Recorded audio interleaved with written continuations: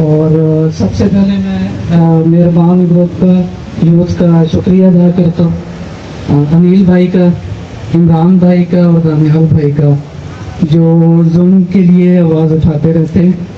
اور اس دھماکے میں زخمی ہوا تھا، میری بھابھی اور میرے والد صاحب، ہم 3 لوگ زخمی ہوئے تھے۔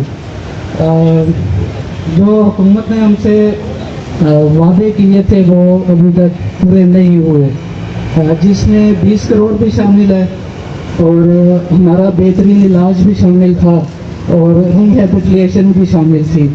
مطلب انہوں نے ہمیں سنبھالنا تھا، لیکن ان میں سے کوئی بھی وعدہ انہوں نے آج تک ہم سے پورا نہیں کیا۔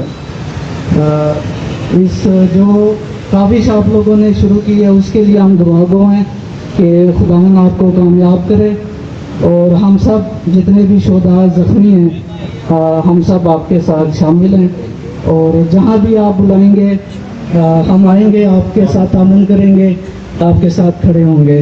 بہت بہت شکریہ۔